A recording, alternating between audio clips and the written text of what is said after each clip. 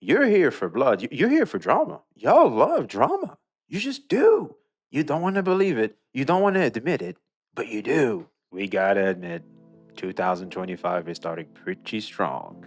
Dear diamonds and fellow diamonds in the rough, the last thing I expected personally is for us to start the brand new year with such a powerful drama that I'm just looking at everybody like, I thought y'all hated drama, man. What happened? Like that's how we're kicking off the year, which is the sentiment I want to go over today. So, without further ado, we got to give some context in what the hell's going on, my thoughts on that, and how the community reacted, which is the main thing I want to talk about. So, Mr. Pokei, the face of Honkai Star Rail, made a tweet where he said that power creep is only a problem if you are greedy or stupid. So, if you're not greedy or stupid, power creep is not an issue at all. Now, obviously, there's a problem with that tweet because of the only. Now, that term makes it that the power creep thing has a condition for it to be applied.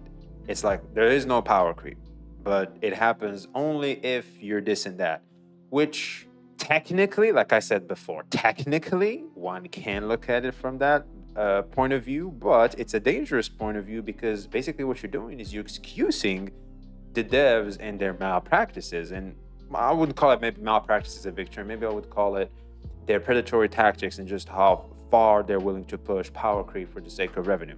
Of course, this sparked a lot of fire, in my opinion, because of the one, he didn't reference the devs and put all the responsibility and blame on the players rather than the devs. If he could have kept the same thing, just added the devs as well, I think the tweet would have been well better received. And most importantly, he went ahead and called all of us stupid.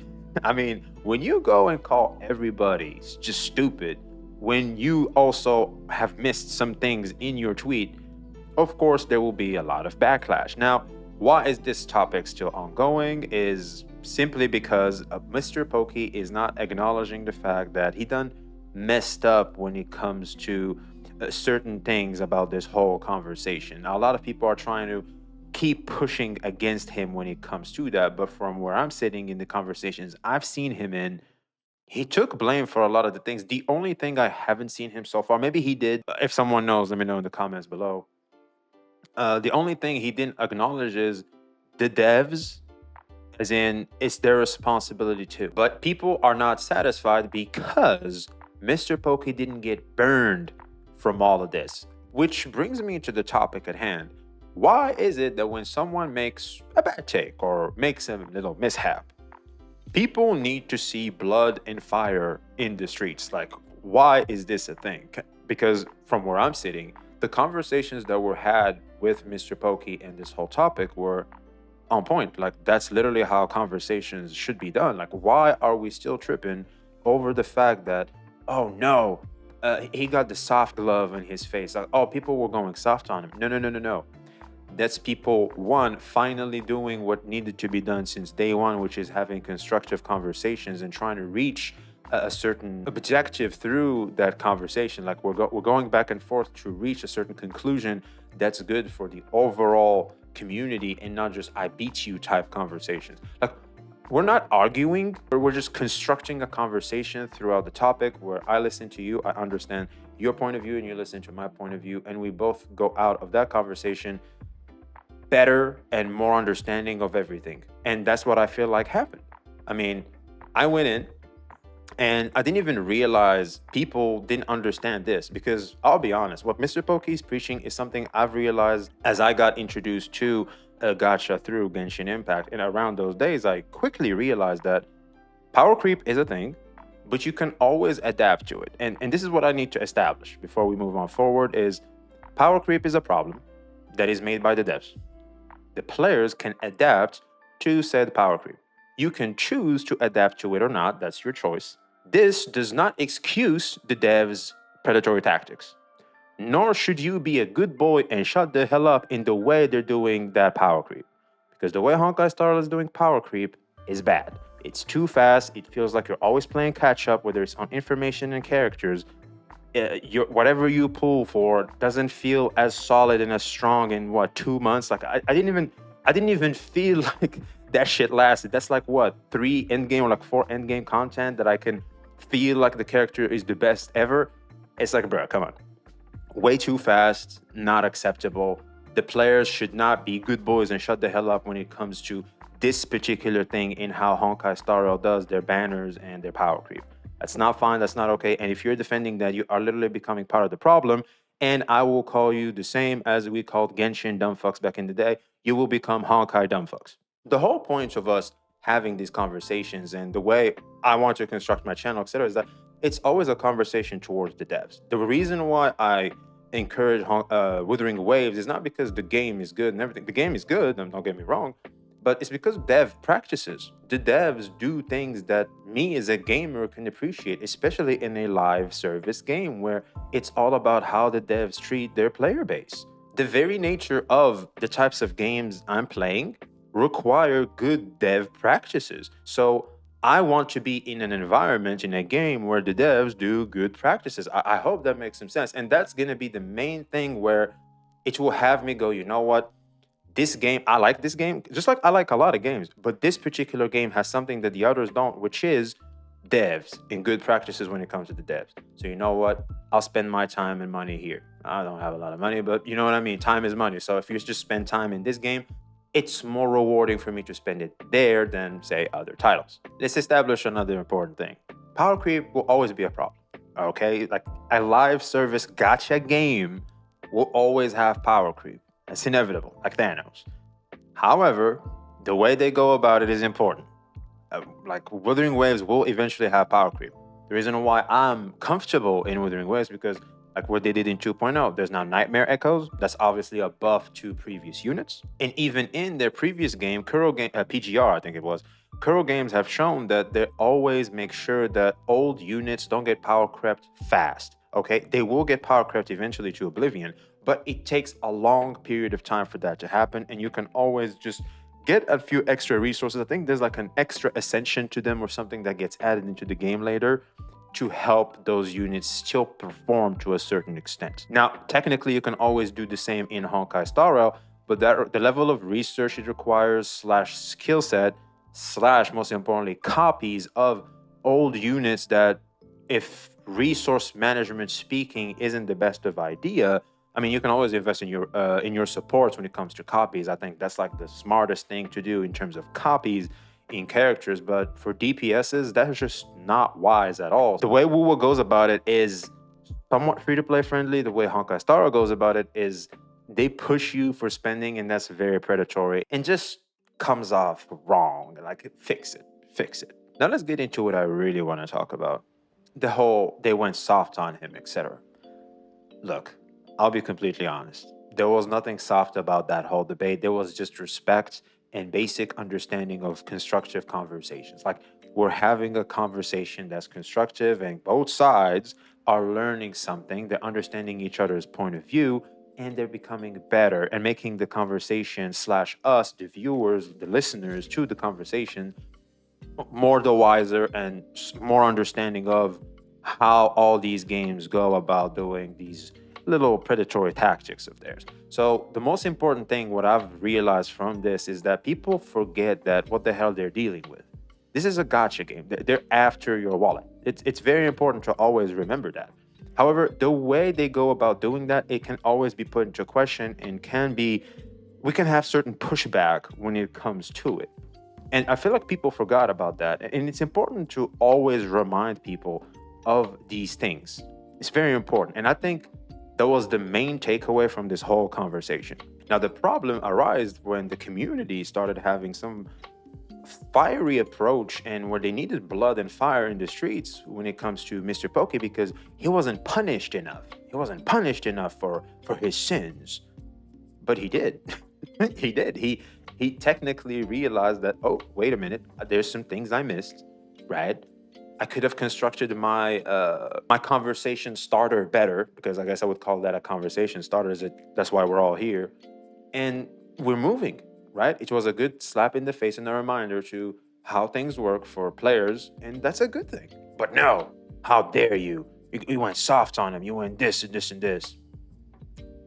All right, let's address the elephant in the room when it comes to that. Let's talk about Saint Tontas. Now, Saint Tontas is the creator that's pushing this.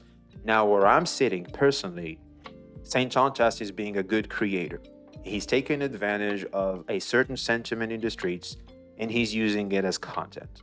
Now, if he's not doing it in from a manipulative type way where he's just doing it for the sake of clicks and stuff, right? If he's not doing it like that and that's truly his sentiment, then he becomes a part of the problem. Now, if, like I think he's just doing it for the sake of clicks and stuff, it's always good to remember that at the end, people should be like, well, you know what? At least it's fixed now. He understands he did this and that. Got away smooth with it, maybe, right? But we keep it moving. But still always pushing that sentiment against him, it doesn't construct anything. Like we all, the main takeaway from this whole thing have already been gotten. At this point, you guys are just asking for a head on a spike. Can Blood survive? Can he just keep walking? And this very feeling of head on a spike and everything, and you guys keep pushing this narrative tells me that you guys aren't really in here for the sake of getting information and getting a conversation and, understand better the games you play. You're here for blood. You're here for drama. Y'all love drama. You just do. You don't want to believe it. You don't want to admit it, but you do. You just do, man. Man.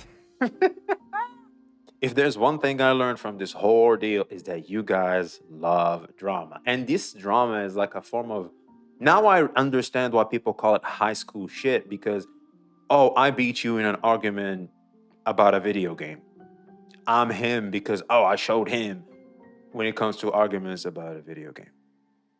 That, okay, for example, that happened recently. Giteo called Saint Chonchas, you're an ugly motherfucker. See, that's drama. I see that. Now we have a problem, right? Now we have a problem. Being racist, that's a problem. Someone said something about a video game and you still want his head in a spike. Y'all should be focused on Giteo. Why are we focused on Mr. Pokei? Especially when everything is fixed. Like, we all understand everything already. Like, okay, yeah, he got a point when it comes to we can adapt to power creep, but that shit doesn't excuse it. That's it.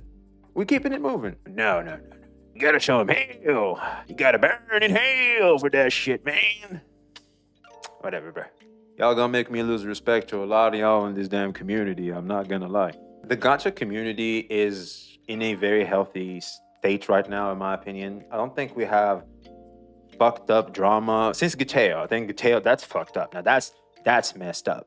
That's messed up. I feel like Saint Chonchas' energy and fire should just keep focusing there. Like, I wouldn't let blood go if I was Saint Chonchas, but that's just me though. But something like Mr. Pokei shit, that's just like, bro, he said some shit about a video game, man. Like, it's whatever. The problem though is Mr. Pokei has to admit and should not go against the sentiment of the devs can be better and can do better. If Mr. Pokei is against that sentiment, then we definitely have a problem, because he's literally also going to make the space and the way we're trying to push Gacha to treat us, the players, worse. He's going to become a part of the problem. He's going to become exactly like those Genshin Impact fucking CCs used to be back in the day. Oh, the game is fine. The game is perfect. Oh, better than nothing. Right? That type of sentiment. And I would hate to see that happen, especially when it comes to Mr. Pokei, because I think we're fortunate to have such an amazing creator in the gacha space, in my opinion. This isn't a nothing burger. I wouldn't call it a nothing burger, but it definitely is a thought-provoking conversation that I find very interesting, and I would love to talk some more about it. Main takeaway is this: power creep is a problem and always will be a problem in gacha games, because that's just structure. Like, gacha and the power creep is like burgers and fries. Like, if I order a menu, which is the game, and it has gacha in it, which is the burger, there's no way you're not gonna find fries there. Like, they go hand in hand. That's basically power creep in gacha. So establish that, please. Always keep that in mind. You can always adapt to power creep through learning the mechanics better, becoming better at the game. Now, the way power creep goes will vary from company to company, or game to game, actually. So we as players have the right to either accept the way they go about that power creep or not accept how they go about that power creep. Now, at that point, there's two options. You can quit, you can just drop it, and that's actually a topic I want to talk about in a future video. a good moment for you to like, comment, subscribe, and you can just keep playing, but you can keep voicing your dissatisfaction towards the way they do power creep, right? Always keep that in mind, and that's for me personally. I like Honkai Star Rail, and that's what I'm going to keep doing. I'll play the game because the way I go about it is I just play it casually. I don't even 3-star the end game content, and I have all the recent units. I do one try. I just do cool shit. I just want to see my characters do their ultimate, synergize, etc. Like, I don't even care about getting half a pull. I don't give a damn. I don't care. It's fun. It's good. Leveling characters is fun, right? All synergizing this whole team comp, etc. It's fun to me, and that's it. That's it. Nothing more, nothing less. As long as I'm entertained and having fun with my game, I can still play the game, but I will keep voicing my dissatisfaction when it comes to this particular thing in the game and how the devs go about this particular thing, right? And I invite everybody to do so, okay? Fourth, and most importantly, your creators are people. And whether you realize it or not, I feel like the space, which is the term I was trying to say this whole time, which is the space matured. I feel like the creators and the way they go about things now is more mature. And me, myself, I'm definitely responding to this level of maturity because I've been waiting for a space like this so that I can be more of a grandpa, if you want. But it's a good sentiment I have right now towards the community, that this vibe I'm getting from the community and their creators.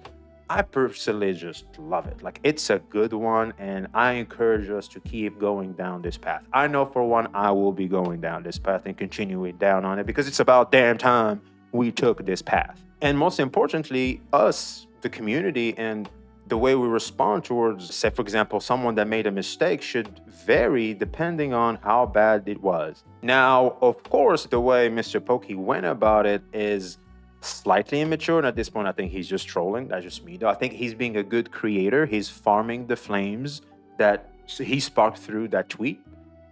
If I were him, I'd probably do the same shit. Gotta farm that shit, man. Hey, it's being a creator, man. Don't hate the player, hate the game.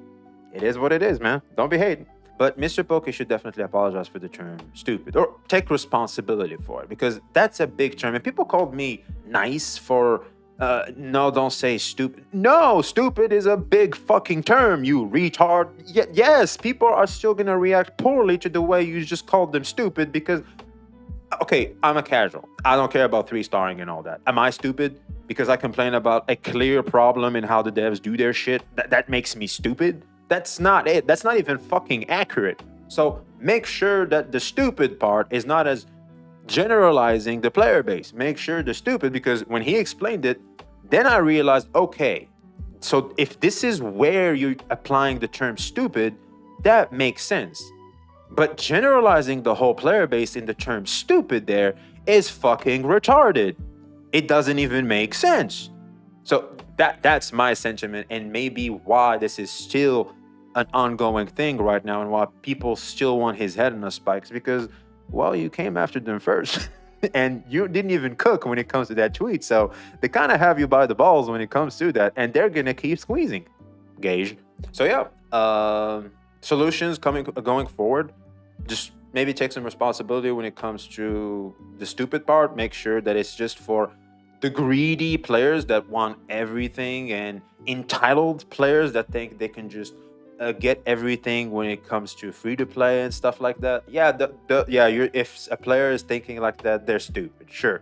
But someone that's just casual, or just he's trying his best and doing his thing but can't clear and everything, and complains about power creep, is not being stupid. Is literally just the way the devs are doing it is bad, man. Like, that shit is tough to compete with or to keep adapting to, and it's okay. Like, we gotta understand that gamers aren't the best or the brightest. We gotta realize that not everybody is great at games. Like, you can be good at games. Like, for me, I have a basic understanding of Honkai Star Rail. Like, I don't even 3-star endgame anymore, and I have all the recent units. Aren't I sorry?